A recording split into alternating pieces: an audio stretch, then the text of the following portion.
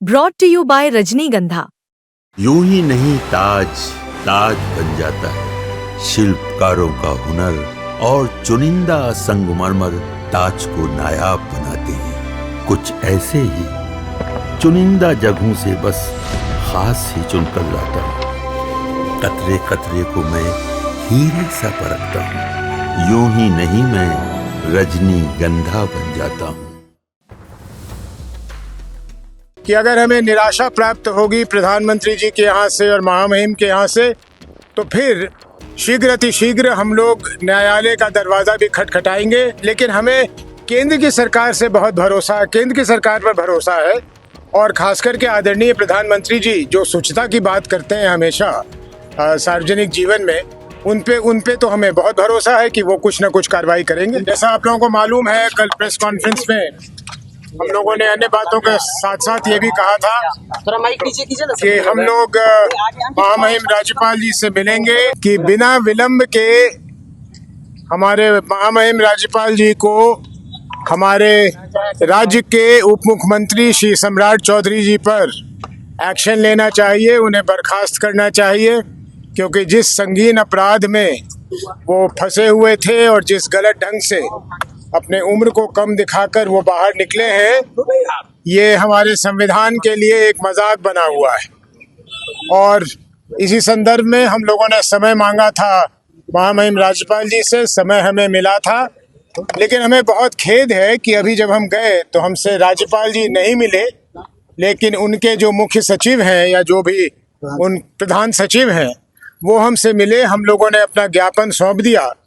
ज्ञापन के साथ साथ उन्हें एक प्रति वो भी दे दी जो पत्र हमने, जैसा कल कहा था, हमने आदरणीय प्रधानमंत्री जी को भी लिख के भेजा है। उनसे भी मांग किया है कि वो तुरंत इसकी जांच करवाकर जो उचित कदम है वो उठाएं। और जैसा हम लोगों ने कल कहा था, फिर उसे दोहरा दें कि अगर हमें निराशा प्राप्त होगी प्रधानमंत्री जी के यहाँ से और महामहिम के यहाँ से, तो फिर शीघ्र अतिशीघ्र हम लोग न्यायालय का दरवाजा भी खटखटाएंगे, क्योंकि ये बिहार के साथ ही नहीं, ये पूरे देश के साथ, हमारे देश के संविधान के साथ एक बहुत क्रूर मजाक है कि ऐसे व्यक्ति हमारे राज्य के उप मुख्यमंत्री बने हुए हैं। और हैरानी इस बात की है कि शायद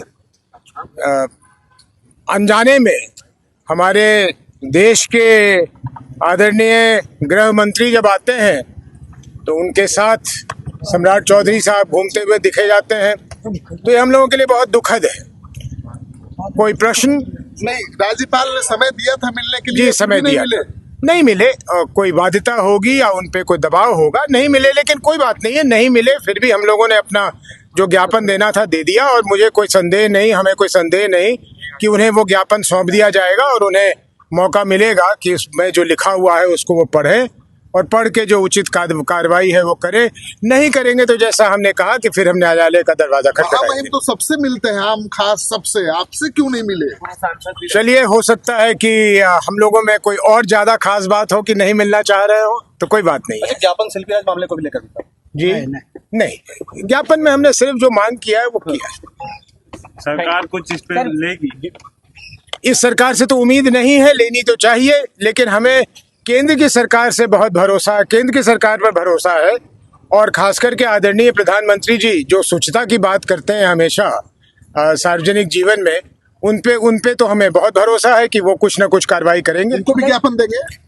उनको तो प्रधानमंत्री जी को भेज दिया जी। उदय जी, बीजेपी की ओर से आप एक आज आरोप लगाया गया आपकी उम्र को लेकर। 2004 के लोकसभा चुनाव और 2009 के बीच के जो अंतराल में आपकी उम्र 13 साल। शायद वो उसको मिलाना चाहते हो सम्राट चौधरी जी की उम्र से। तो मैं जरा साफ कर दूं कि हमारे यहाँ नियम ऐसा है कि जिस समय आप नामांकन भर रहे होते हैं तो वोटर लिस्ट में जो आपका नाम और उम्र होता है, चाहे वो सही या गलत, आपको उसी को लिखना पड़ता है। अगर उसे आप बदल देंगे तो आपका नामांकन रद्द कर दिया जाएगा।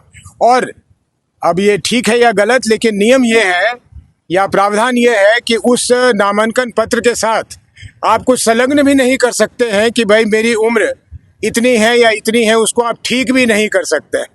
लेकिन उम्र कोई गलत लिखे, ज़्यादा बढ़ा के लिखे या कम लिखे, उसके पीछे कोई मोटिव होना चाहिए। तो उदय सिंह को 44 या 54 या 64 लिखने में उनके लिए कोई उसमें लाभ और हानि का सवाल नहीं था। मुझे कोई कॉम्पिटिटिव एग्जाम नहीं देना था जिसमें मैं अपना उम्र कम कर दूं तो मैं कॉम्पिटिटिव एग्जाम में बैठ जाऊं, या कहीं मुझे कुछ प्राप्त नहीं करनी थी। तो जो जिस समय वोटर लिस्ट में था वो मैंने नामांकन पत्र में दे दिया। अपने को नाबालिग साबित नहीं ना करना था। नहीं, नाबालिग साबित नहीं करना था, कहीं भी एडमिशन नहीं लेनी थी, कहीं जाना नहीं था, और जेल से